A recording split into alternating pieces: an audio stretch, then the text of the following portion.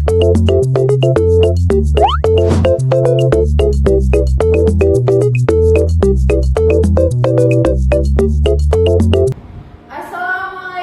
warahmatullahi wabarakatuh.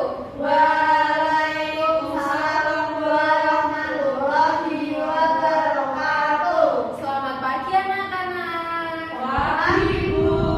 Bagaimana kabar kalian hari ini? Alhamdulillah baik, Bu. Alhamdulillah. Tadi kayaknya ada yang tidak masuk ya. Iya, Bu. Kebetulan tidak masuk. Oh, Geleger sakit ya tadi. Iya, sakit. Kita doakan semoga Geleger cepat sembuh dan bisa bergabung lagi dengan kita dalam pembelajaran seperti biasa. Sebelum kita memulai pembelajaran, seperti biasa kita berdoa terlebih dahulu. Ketua kelas tolong untuk memimpin doa. Berdoa mulai. Bismillahirrahmanirrahim. Raditu billahi rabban wa bil islami dinan wa bi Muhammadin nabiyyan wa rasulah. Rabbi zidni ilma warzuqni fahma waj'alni minas sholihin. Amin ya rabbal alamin. Nah, biar kita tambah sayang sama Indonesia, biar meningkatkan rasa nasionalisme kita menyanyikan lagu Garuda Pancasila terlebih dahulu ya. Oke, Rosita mau Rosita, oke. Rosita kayaknya pengen banget ya ini teman-temannya. Iya, Bu. Oke, ayo yang lain dulu ya. Ya, Bu. Ayo bagi aku nggak mau. Oke, ya. Dihitung mulai dari 1, 2, 3. Garuda Pancasila, akulah pendukungmu, patriot proklamasi, sedia berkorban untukmu. Pancasila dasar negara, rakyat adil makmur sentosa, pribadi bangsaku. Ayo maju, maju, ayo maju, maju, ayo maju, maju. Oke, tepuk tangan. Makasih Rosita. Oke. Nah, biar semua kelas 4 sama kelas 5 sama-sama semangat, kita ice breaking tepuk semangat dulu ya. Ya, Bu. Masih ingat kan? Masih. Ibu mulai ya. Tepuk semangat. Semangat.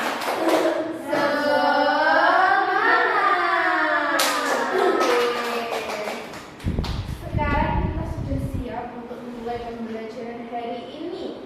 Nah, kelas 4 masih ingat pelajaran yang kita pelajari terkait pendidikan Pancasila di pertemuan kemarin? Agak lupa, Bu. Agak lupa ya. Jadi kita ingat lagi pertemuan di minggu kemarin kita belajar terkait bahasa Indonesia. Oh iya, bahasa Indonesia, Bu. Nah, pada pertemuan kali ini kita akan belajar untuk kelas 4 yaitu bahasa persatuan atau bahasa Indonesia sebagai bahasa nasional.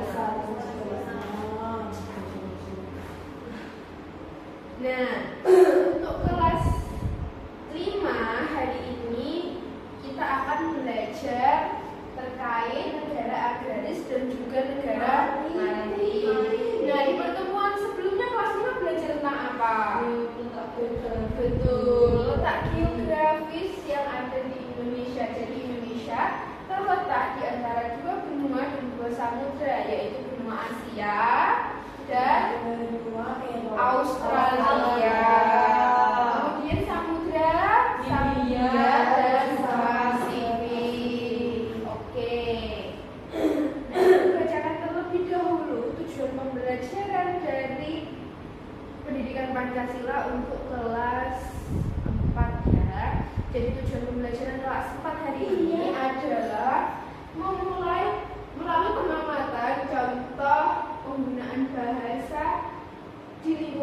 kita peserta didik mampu mengidentifikasi penggunaan bahasa Indonesia sebagai bahasa persatuan dengan benar. Kemudian tujuan selanjutnya, melalui kegiatan diskusi kelompok, peserta didik mampu menjelaskan pentingnya menggunakan bahasa Indonesia dalam kehidupan sehari-hari dengan menyebutkan minimal 2 alasan secara tepat.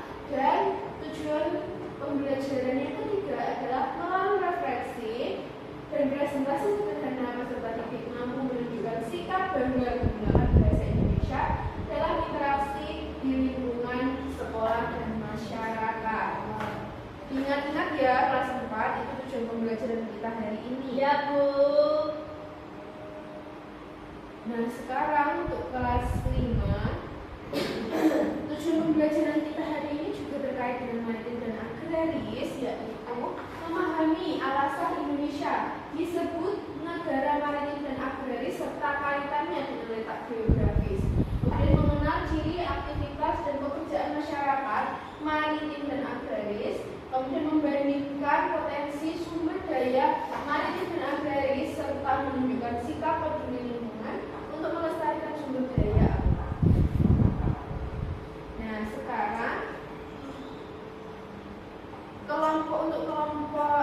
untuk kelas 5 silakan diunduh dulu.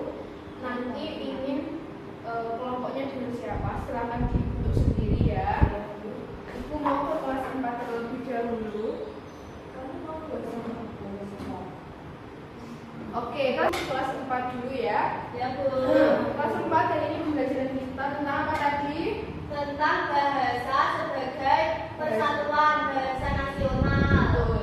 Jadi, bahasa Indonesia sebagai bahasa persatuan berfungsi untuk menyatukan seluruh rakyat Indonesia meskipun memiliki latar belakang budaya dan bahasa daerah yang berbeda-beda. Kalau di sini kan beda-beda banget ya. Ya, Di Jawa saja bahasa logatnya beda. Nah, setiap daerah logatnya berbeda. Nah, dengan menggunakan bahasa Indonesia, masyarakat dapat berkomunikasi dengan lancar dan hidup rukun tanpa adanya perbedaan yang memisahkan. Jadi, walaupun di Papua menggunakan bahasa Papua, di Jawa menggunakan bahasa Jawa, saat kita bertemu, kita bisa saling berkomunikasi dengan menggunakan bahasa Indonesia. Nah, itu fungsi dari bahasa Indonesia untuk memudahkan kita berkomunikasi dengan orang yang berbeda bahasa. Kecuali kalau bahasa Inggris ya, ngobrol sama orang Inggris kita pakai bahasa Indonesia, orangnya pasti nggak akan paham.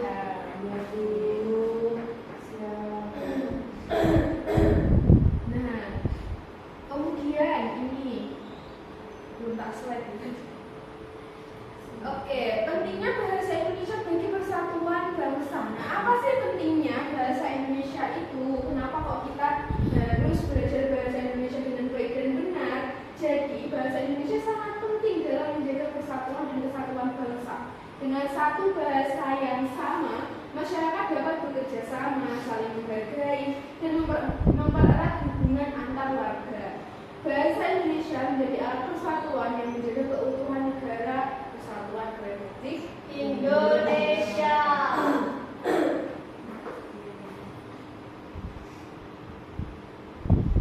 Nah, selanjutnya kelas 4. Contoh sikap bangga berbahasa Indonesia itu apa saja? Tolong dibaca. Yang pertama yaitu menggunakan bahasa Indonesia dengan sopan dan santun saat berbicara. Yang kedua, berbicara menggunakan bahasa Indonesia dengan percaya diri tanpa merasa malu. Yang ketiga, menggunakan bahasa Indonesia saat berkomunikasi dengan guru dan teman di sekolah. Yang keempat, mendengarkan dan menghargai orang lain ketika sedang berbicara. Yang kelima, tetap menghargai bahasa daerah tanpa merendahkan bahasa Indonesia. Betul sekali. Karena untuk kelas 4 ini sudah dengan materi hari ini. Jadi benar sekali bahwa kita itu walaupun menggunakan bahasa Indonesia itu bahasanya sudah baku, tapi kita juga harus tetap membawakan bahasanya itu dengan sopan, dengan santun, supaya walaupun kita itu berbeda bahasa, tetapi kita bisa bermusyawarah bersama dalam satu forum, misalnya seperti itu. Misal ada teman kalian yang berbeda daerah, kemudian kalian ada di satu kelas yang sama. Apa yang akan kalian lakukan? Menggunakan bahasa berkomunikasi menggunakan bahasa Indonesia. Ya, betul. Jadi bukan kok kita malah menabaikan, justru kita bisa saling bertukar informasi, atau kalian bisa saling belajar bahasa-bahasa yang lain. Kok habis ya? Bahasa dari apa namanya?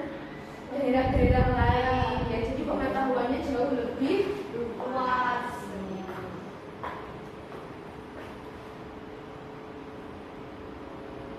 Nah, selanjutnya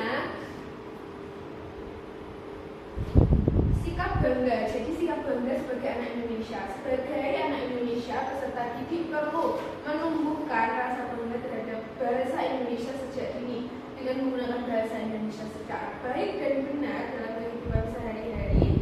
Peserta didik turut menjaga dan melestarikan bahasa persatuan Indonesia. Oke. Sekarang kelas 4 tolong dibuka LKPD yang ibu kirim ya, di grup sebentar ibu kirim sekarang ya. Kelas 5 sekarang kalian lihat ke PPT ya. Ibu akan menjelaskan terkait negara maritim dan agraris. Kelas 4 silahkan berdiskusi. Baik, Bu. Jangan berjalan sendiri ya. Nah, anak-anak untuk kelas 5, kenapa kalian pergi ke pantai? Kemana? Pantai Kelang. Kelang, Pantai Perigi. Ya, untuk berliburan ya. Nah, kalian pernah melihat sawah? Pernah sekitar rumah, Bu. Iya, betul. Dekat sekolah juga ada ya. Nah, kita hari ini akan belajar terkait laut dan juga pertanian. Ini ibu ada PPT interaktif, nanti bisa kalian lihat lagi di rumah. Ibu akan share di grup paguyuban ya. Iya, Bu. Ini untuk tujuan pembelajarannya tadi sudah ibu jelaskan. Nah, kita ke menu maritim terlebih dahulu ya. Iya. Nah, kalian tahu nggak apa sih yang dimaksud dengan negara maritim? Maritim itu negara yang lautan, dia bersama lautannya. Iya, benar sekali. Jadi, negara maritim adalah negara yang sebagian besar wilayahnya berupa lautan, serta kehidupan masyarakatnya banyak bergantung pada hasil laut dan kegiatan pelayaran. Sebab itulah Indonesia disebut sebagai negara maritim.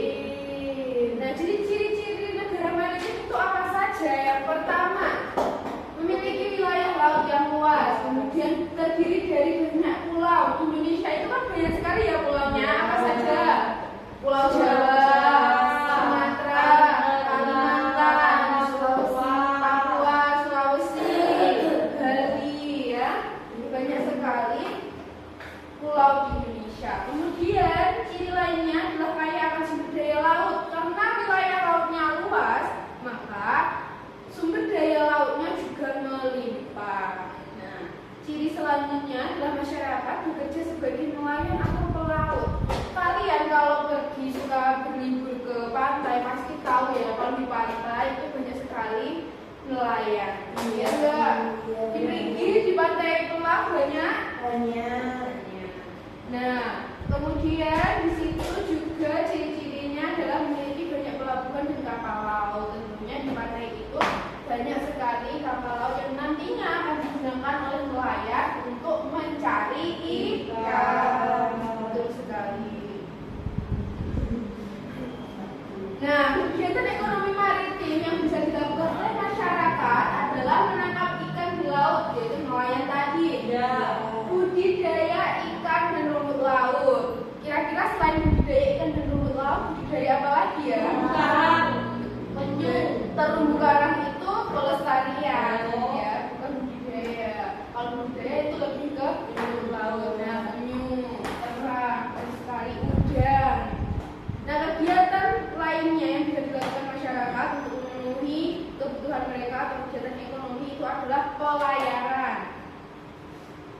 Selanjutnya, nah ini yang sering kita lakukan kalau berada di wilayah maritim, yaitu wisata bahari. Ada yang pernah renang di pantai itu?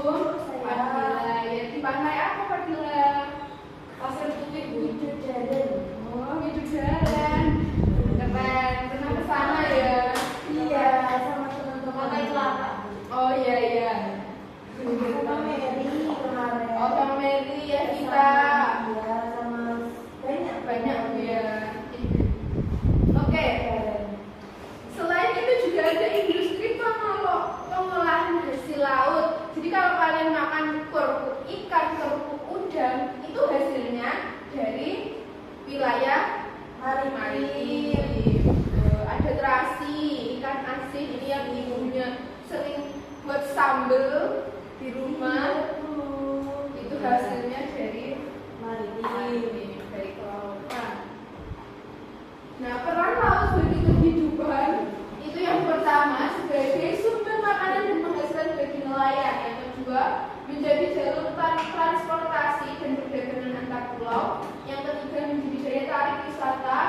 Keempat itu aja. Oh itu saja ya ternyata.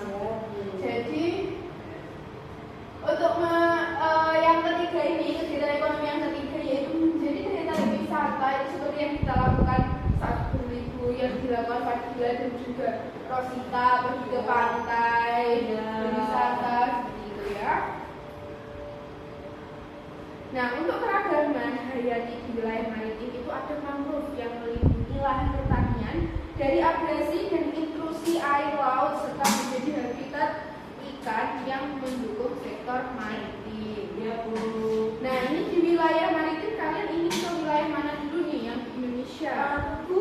Maluku. Oke kita ke Maluku. Di Maluku kira-kira ada apa ya? Kita lihat bersama-sama. Jadi Maluku itu sering sekali disebut sebagai 1000 pulau di timur Indonesia karena hampir setiap sudutnya dikelilingi laut yang indah dan kaya hasil tangkapan. Nah, penduduk Maluku hidup berdampingan dengan laut, kemudian juga berdagang antar pulau dan menjaga tradisi bahari yang kuat.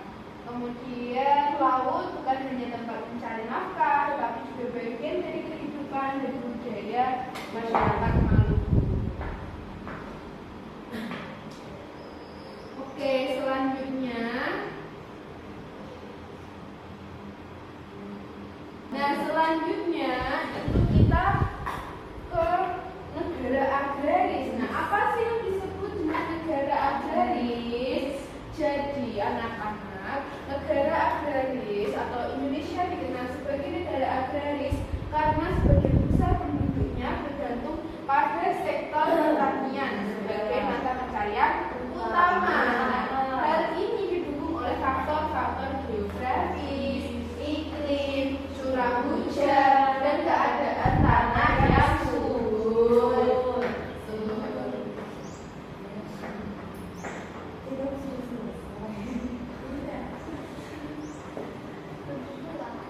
Nah, selanjutnya ciri-ciri negara agraris itu apa ya? Sebentar. Nah, ciri-cirinya yang pertama, sebagian besar penduduk tinggal di desa. Banyak masyarakat bekerja sebagai petani atau pekebun. Kemudian tanahnya subur dan cocok untuk bercocok tanam.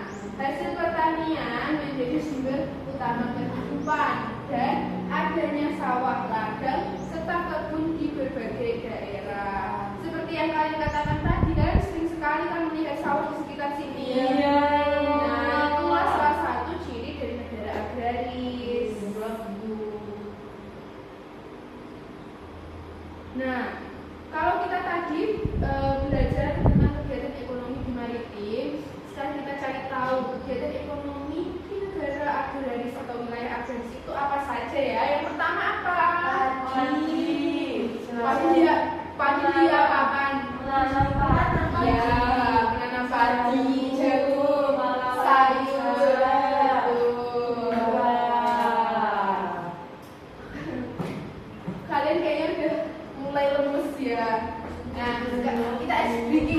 Bentar, tepuk semangat, biar tambah semangat ya. Tepuk semangat. Semangat. Oke, biar tambah semangat. Nah, kita lanjutkan kegiatan ekonomi agraris yang kedua adalah berkebun kelapa sawit, karet, kopi, teh dan coklat. Kalian tahu kakao itu apa? Tahu. Apa? Coklat. Betul. Pernah makan yang buahnya langsung? Iya, pernah. Gimana rasanya anak? Manis. Ada yang kecut, ada yang Iya, manis. belum matang. Iya, punyanya Rosita sebenarnya belum matang ya. Nah, selanjutnya kegiatan ekonomi agraris yang ketiga itu ada beternak sapi, ayam, kambing, dan bebek, dan masih banyak lagi yang lainnya. Selanjutnya, kegiatan ekonomi lainnya adalah mengolah hasil panen menjadi bahan makanan atau barang dagangan. Nah, yang kelima, kegiatan ekonomi yang kelima ini sering kita lakukan teman-teman, yaitu wisata. Nah, wisata yang bisa kita jumpai di daerah atau wilayah agraris itu ada pendakian, para layang, dan juga panjat tebing. Iya, camping. Rosita pernah camping? Acara apa itu? Pramuka. Oh iya, keren. Terus camping sama keluarga juga. Oh, camping sama keluarga juga. Di mana? Di pantai atau di gunung? Di pantai Kebun. Oh, di pantai Kebun. Ya, jadi anak-anak sekarang tidak hanya di pegunungan saja yang dijadikan camping, tetapi juga di beberapa pantai ya. Pasti seru sekali.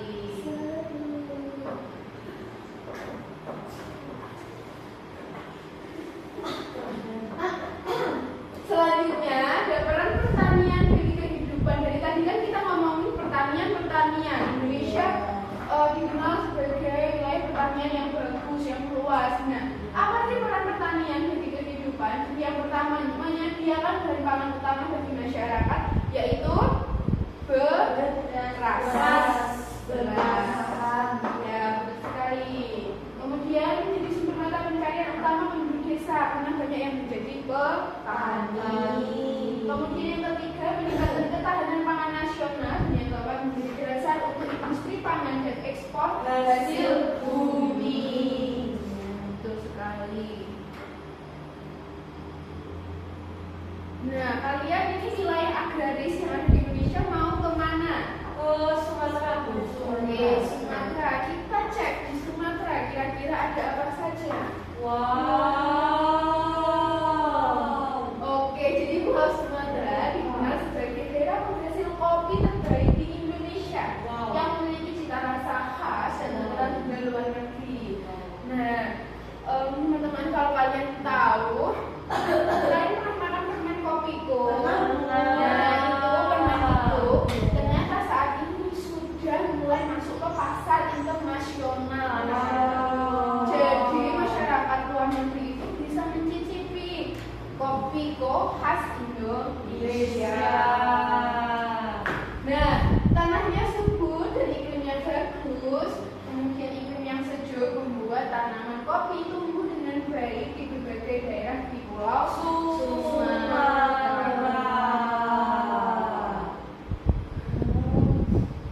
Oke.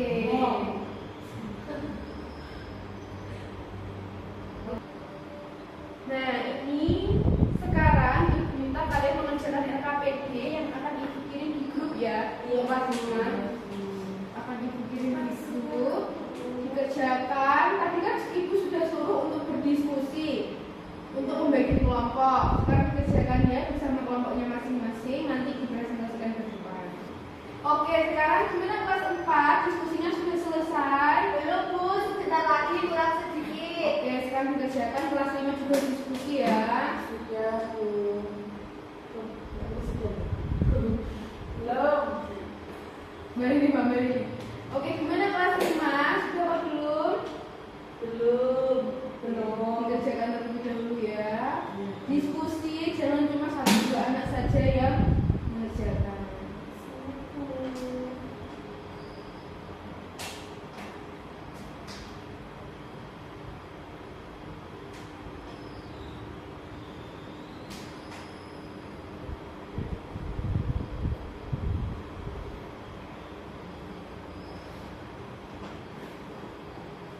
dicek ya kerjaannya.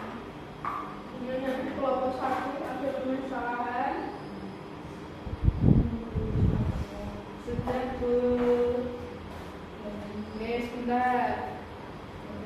Karena kelompok 3 sudah belum? Kelas 4 Sudah Bu, sudah selesai. Kalau kelas 4 sudah selesai, kalau kelas 5 tolong diskusikan lagi ya. Tadi beliau menjadi jawaban yang salah.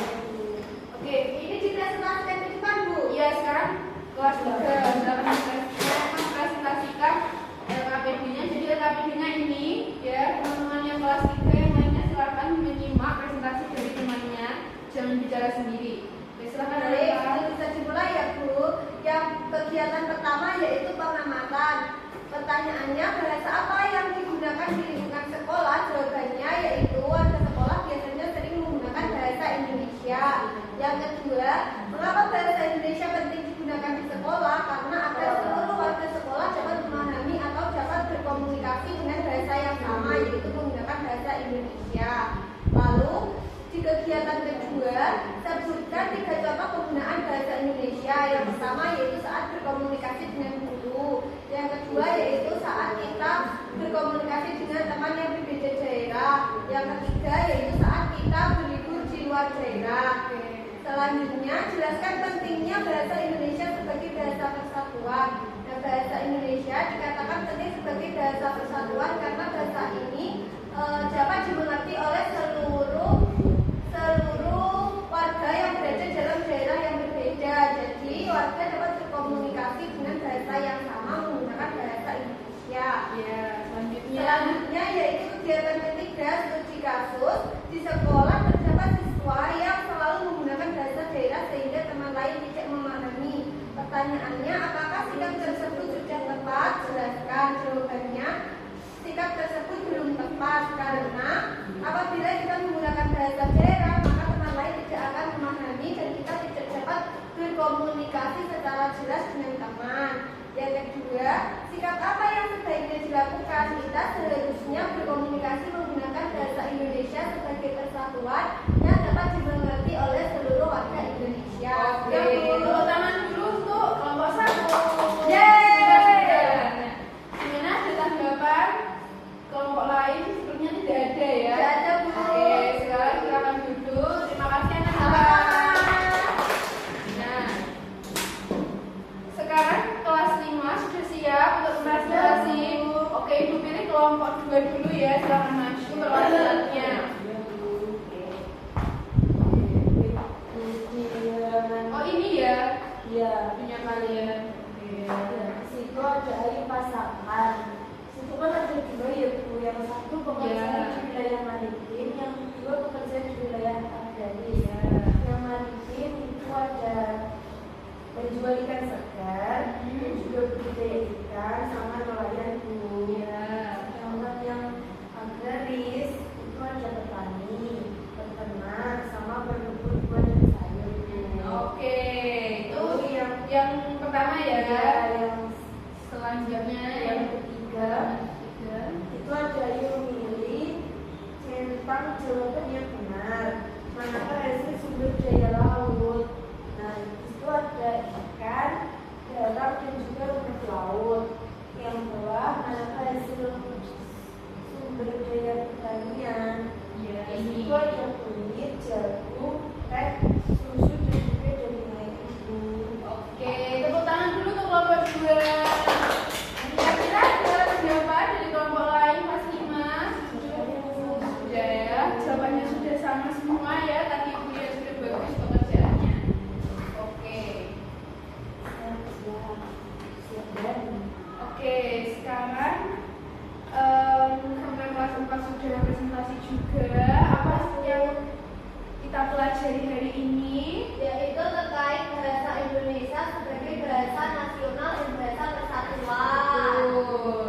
Jadi kita sudah sewajibnya, sudah wajib dan harus menjaga bahasa Indonesia agar tetap bisa menjadi bahasa persatuan, karena bahasa Indonesia lah yang menyatukan kita untuk saling bertukar pendapat dengan semua orang yang ada di Indonesia Ya, dengan berbagai latar belakang. belakang.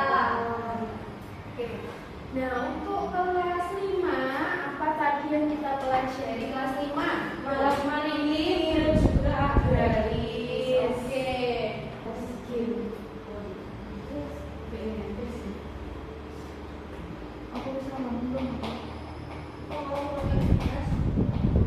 PR. Paling lagi juga sih mang. Oh refleksi berarti sama ya saiki. Refleksi.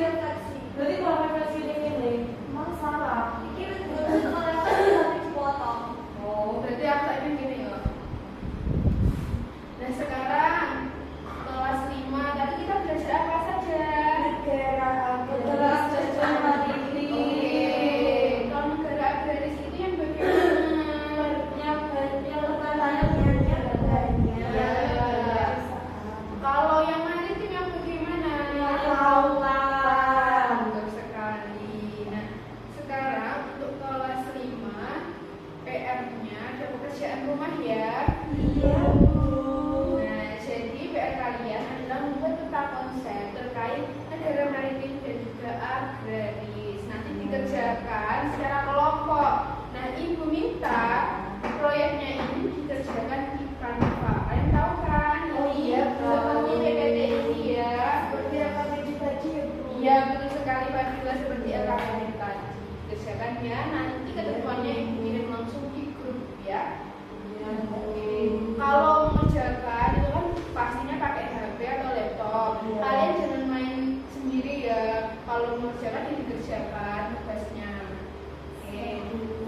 Untuk kelas 4 kita sudah refleksi, kemudian juga untuk PR-nya kalian membuat resume saja terkait bahasa persatuan Indonesia. Baik Bu.